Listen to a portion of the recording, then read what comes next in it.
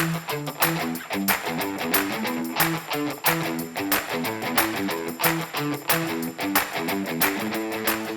home is not just a dream. It is a basic human need for shelter. But for many Malaysians today, it feels harder to reach. Sometimes the house is built quite further from the center of employment, the center of economy. The price is cheaper, is considered affordable, but then people need to travel. Are rising property prices and living costs pushing affordable housing even further away? Stay tuned on Decimal Point.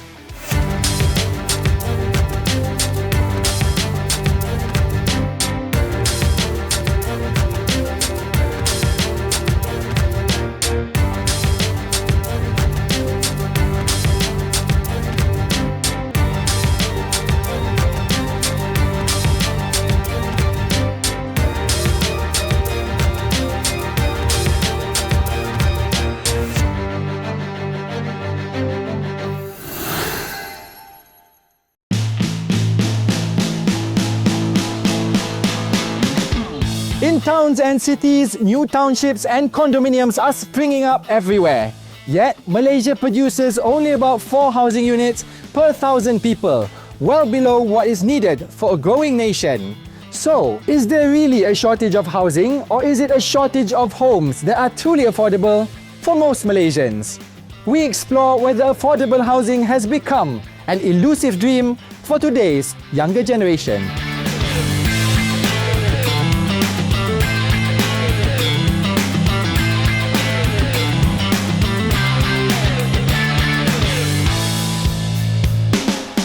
Malaysia has been talking about affordable housing for decades. Yet today, many Malaysians still struggle to own a home. So are we approaching this problem correctly, or in your personal opinion, are we just treating the symptoms and ignoring the root cause of the issue? When we talk about affordable housing, we always think that we need to build a house with a certain price where ordinary Malaysian can afford to buy. Practically, the policy say there is a certain cap on house price to be considered as affordable. But in reality, there are a few other factors that we need to consider on the concept of affordable. Now, the first thing, when the government built an affordable house, sometimes the house is built quite further from the center of employment, the center of economy. The price is cheaper, is considered affordable, but then people need to travel. That increases the cost. Number two, housing also is becoming more challenges because developer probably would like to build more houses in the area which mid to high tier. Unless they get certain incentive from the government, then they can afford to build more affordable house. Number three, I think this one is more crucial because when we need to build affordable houses, first we need to build a house on a cheaper land. But in Malaysia, we need to know that land is under state jurisdictions. Who bears the responsibility for this gap? The federal government, the state governments, or the private sector itself? When we talk about housing, in particular affordable housing, there are 3 main actors in the industry. First is the state government, number 2 is the federal government, and number 3 is the developer, the private sectors. In Malaysia, land is under state jurisdiction. So state government play more important role in that aspect. They own the land, they release the land, they approve the land development, they also determine how much is the cost and the value of the land. So if the state government is able to reduce the land cost, probably we will have more cheaper land that can be offered to build more affordable housing. So that also will lead to the lower price. But we need also to be fair to the state government because land is the source of income to the state government. So there are always conflicting ideas with regard to that aspect. Number 2 is the federal government. So federal government is responsible for coordinations, policy, and one more important aspect from federal government is the bigger funder. If you look to number of affordable housing projects like Madani House and so on, the big budget come from the federal government.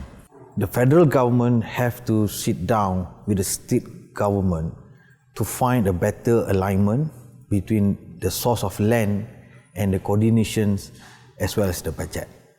Now, the third players are the developers or the property developers.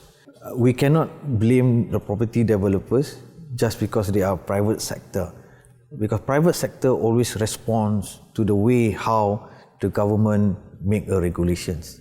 So if there is a economic incentive, there is a market incentive for developers. So I believe developers are more than happy to support affordable housing program.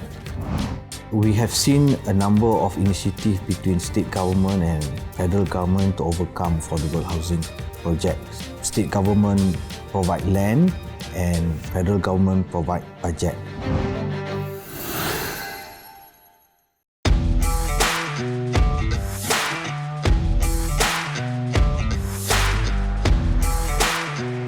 When we talk about housing development, we are really talking about land.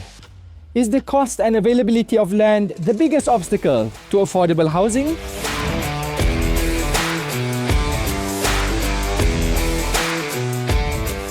Has there been instances in Malaysia, in the Malaysian context, where there has been will to overcome this and someone has made a change for that to make housing more affordable for the people? We have seen a number of initiatives between state government and federal government to overcome affordable housing projects. State government provide land and federal government provide budget. Residency of Madani is one of it.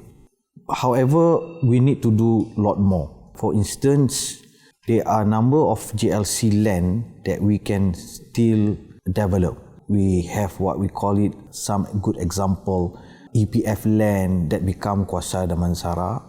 We have also Institute of Rubber Research land in Sungai Buloh that have been developed into housing projects. So probably we need to find more GLC land that can be transformed and develop more affordable housing for people. Countries like Singapore have solved this problem by the government owning the land and subsidizing only the price of the building. So why hasn't Malaysia attempted this kind of model?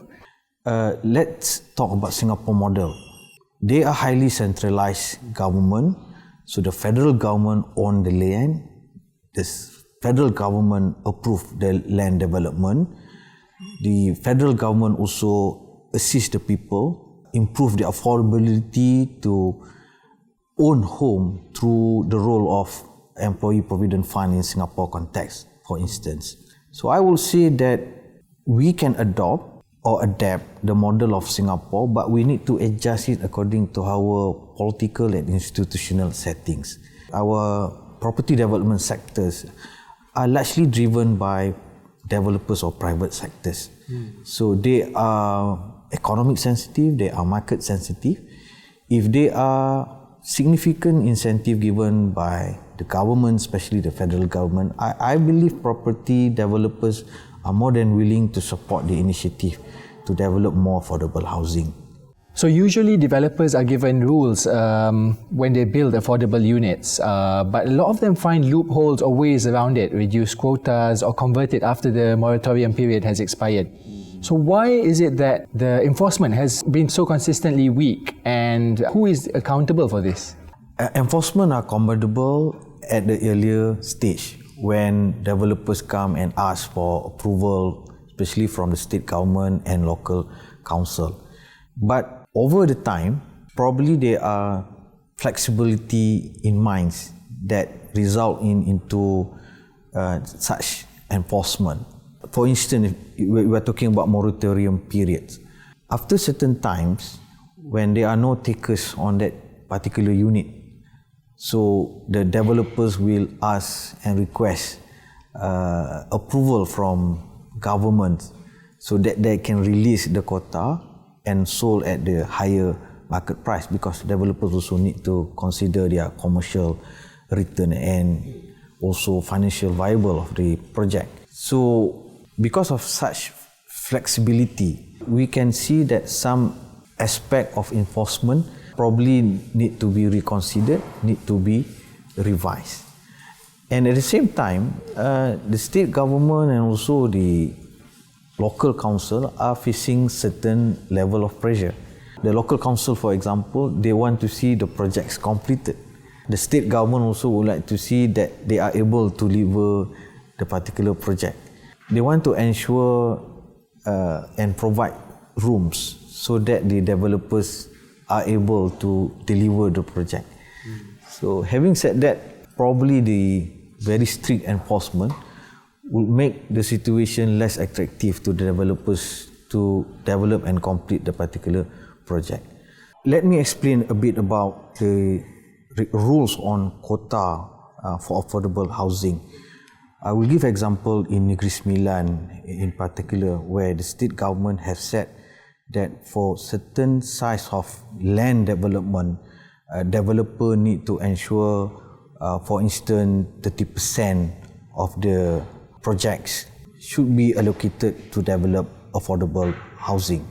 Now, let's say a simple calculation, over 100 units, there should be 30 affordable housing units, so that when developer apply for that particular project, so the government will make sure that they comply with the quota requirement and then approve the project. But after certain time, we call it moratorium period, normally 36 months, the units might probably not be able to be sold, no buyers or no takers. So it is a economic loss, not only to the developers as well as to the state government, because they cannot levy tax or assessment, quit rent, and so, for example, right? So then the developers will come back to the state government and apply a special application to release that unsold unit from the quota rules, because they have exceeded the moratorium period. So we hear from a lot of young Malaysians these days, people who are in their 30s at the moment as we speak, taxpayers who are working hard and essentially at the prime of their careers. But even they have given up the idea of affording to buy housing in the place or the cities where they work.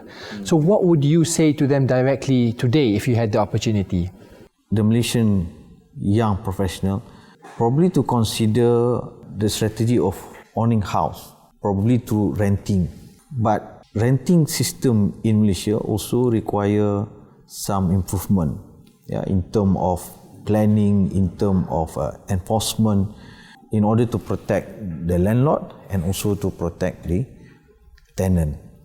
So we need a renting system which is affordable, dignified, and support the livelihood of the Malaysian professional, especially the youngster.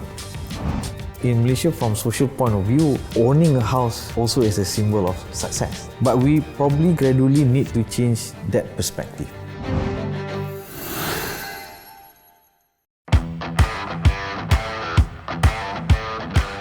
In some countries, there's a strong rental culture that helps protect tenants. Are Malaysian policymakers looking closely at alternative housing schemes?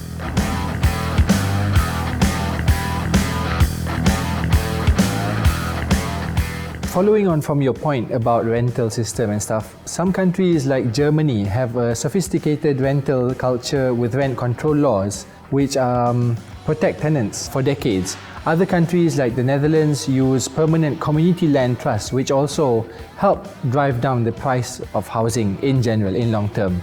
So why are Malaysian policymakers a bit reluctant to study and adopt these models here in Malaysia?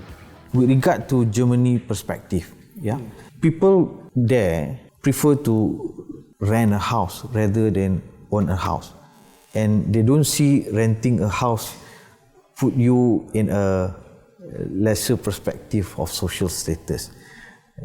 Because in Malaysia, from social point of view, owning a house also is a symbol of success. But we probably gradually need to change that perspective. If we can provide a dignified and affordable renting system that support a good livelihood to youngsters, probably that mindset may improve in long term. What are the current downfalls of the rental system or ecosystem and environment here in Malaysia, in your opinion? I think one of the aspects is we don't have clear act or rules or regulations that govern clearly the private renting aspect or institutional renting aspect. Yes, of course, we have renting system on the ground nowadays. Let's say you want to rent a house from the landlord, then you enter rental agreement, you make sure it's stamp duty and so on. But again, we can see how many people do that. I would say it's some kind of a loose agreement rather than a protective and formidable ecosystem that ensure the well-being of landlord and also ensure the well-being of tenant. And if we look at Germany and also in the Netherlands models, this renting system is supported by big players or by big institutions. So probably what we need in Malaysia, the more active engagement, a more bold involvement by institutions or by government-linked companies perhaps, or new agencies, or revamp the existing agencies as what we have nowadays to really cater the need to improve the renting system and also the renting ecosystem. So over the years, Professor, with successive governments, we've had so many government programs such as Rumah Prima, Residency Madani, My Deposit and other such implementations by the government. Why is there still such a big deficit in the housing, affordable housing sector? Are we building the right things for the right people in the right places? I would say there are three challenges that remain. First is location mismatch, the product mismatch, and income price mismatch. Let me explain first the location mismatch. Probably the government built the affordable housing which is further from the job locations or job employment. Let me give some example. Let's say Mr. A working in Kuala Lumpur, he is qualified to own or to get an affordable house. But land cost nearby Kuala Lumpur is of course very expensive. Then probably he might to consider a location further away, let's say Kajang. Yeah, but even price in Kajang also is increasing. So then he need to find a bit further. Let's say he able to find Nilai or area in Linggi, the outskirts of Seremban. Now you can imagine that he need to spend more on travelling costs to commute every day from his house to center of Kuala Lumpur for daily job. So that is one constraint, the location mismatch. So the government have to make sure when they want to build affordable house, they must ensure the house is built as close as possible to where they earn their daily life. Of course, the government try to enhance the transportation, especially the public transportation. But we still need to do more also on that public transportation. The next constraint is product mismatch. Yeah, the government built affordable housings with a certain variant, maybe 650 square feet, 850 square feet, or 1,000 square feet. Now, that product might not be supporting the livelihood of the certain segment, let's say B40, M40. Yeah, if there are only two in the family, probably it suit the family. But what happens if the family with 5 members? It may not be comfortable to them. So if the government would like to build a larger size of affordable housing, that increase the cost.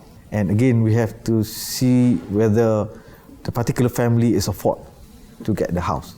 And that's come to the third situation or challenges, the price and income mismatch. Yeah, the price of housing keep increasing. Even though we are talking about affordable housing, at one times we consider affordable housing priced at 80,000, then it moved to 100,000, 20, 150,000 and so on. But now we can see largely affordable housing price is ranged between 300,000 and below. But the price between 250,000 to 300,000 is still not affordable to a number or to the largest segment of B40 and also M40. So we need to work harder to improve their income level. But at the same time, I think also people, especially the B40 and 40 group, they need also to elevate their financial literacy, improving their financial planning, so they will be able to own a house or at least to rent a more dignified and affordable renting housing. Now, something that we can learn from Singapore, the role of their EPF. So probably Malaysians also should look at that particular angle. Now, when we talk about our EPF, we have account 1, account 2 or account 3, the flexible account. EPF allow the withdrawal of EPF to buy the first house. EPF also allow the withdrawal of the fund to reduce the mortgage or the commitment of the house. Yeah, but I would think and suggest, and hopefully through EPF, the government may consider some kind of enforced or compulsory savings that enable Malaysians to put aside their income, their earnings, to support the ownership of house or enhance their ability to rent a more dignified and affordable renting house. Okay, Prof, just as a finishing question, if you could make one bold, possibly unpopular political decision today to fix Malaysia's affordable housing problem within a generation, what would it be? And do you think the government here in Malaysia has the political will and power to make the implementations necessary? If I were to give a suggestion, probably by introducing what we call land value based tax. This concept ensures that the land cost is controlled or cheaper. With that structure, the state government will be able to offer a land to develop affordable house with a lower land cost. But at the same time, the state government will also continue to receiving a steady income through land value based tax. Because at this moment, the state government rely on land for premium, development charges, development fees, and also land tax. So the current system does not give incentive to improve and enhance the land supply to develop more affordable housing. So probably I would say land value based tax is a way forward suggestion. Are we doing enough? Is our politicians have a courage to do that? Given a political and institutional constraint, I still believe the better alignment, the better coordination between the state government, the federal government, the developers, as well as the people is a way forward to achieve our aspiration on affordable housing in Malaysia. So that's within one generation, Prof. Probably it may take 1 or 2 generations, but surely if we have courage to do that, I believe we can achieve the aspiration of affordable housing for everybody.